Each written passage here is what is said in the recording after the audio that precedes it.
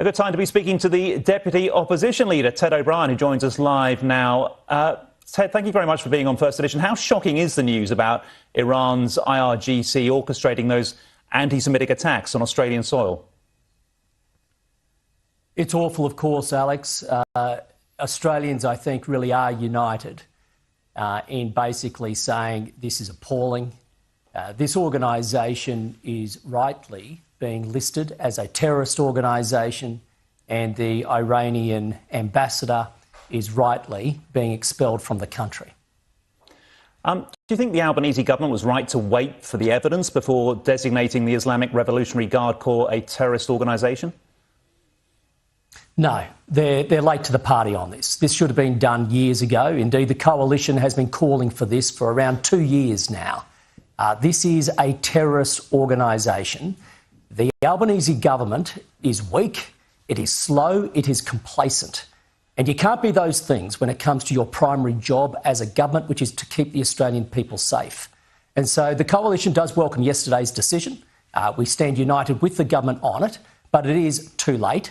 It's a reminder to the government that you have to take these things seriously. It's why the coalition has been talking about this for years. People often ask, why is the coalition always talking about such things? Well, this is the reason.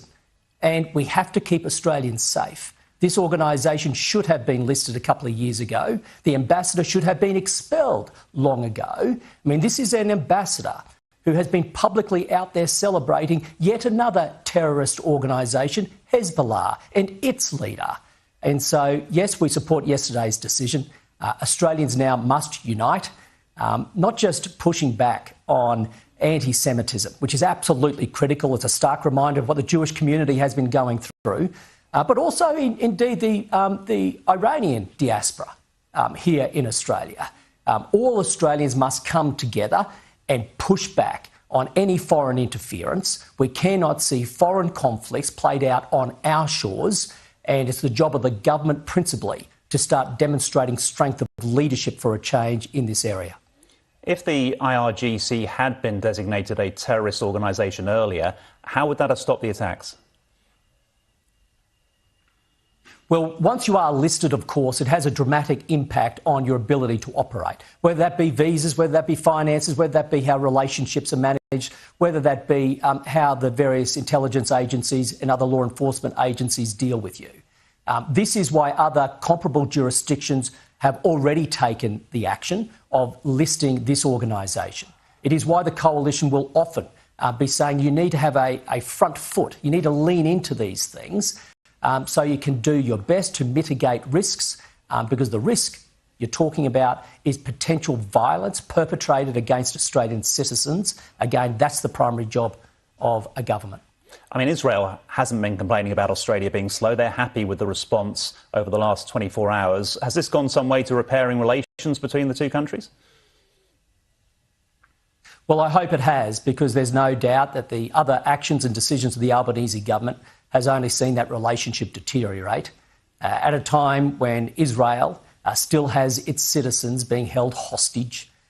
This is a democratic ally. The Albanese government has totally made the wrong calls with respect to Israel. And so I am hopeful that at least this decision might partly repair that relationship. Before you go, can I get your reaction to those tragic police shootings in Victoria? A suspect still at large, something that's eerily reminiscent to what we saw happen in Queensland only a few years ago, but nonetheless out of the blue. Yeah, out of the blue, and it's those who don the blue uniform whose my thoughts are with today.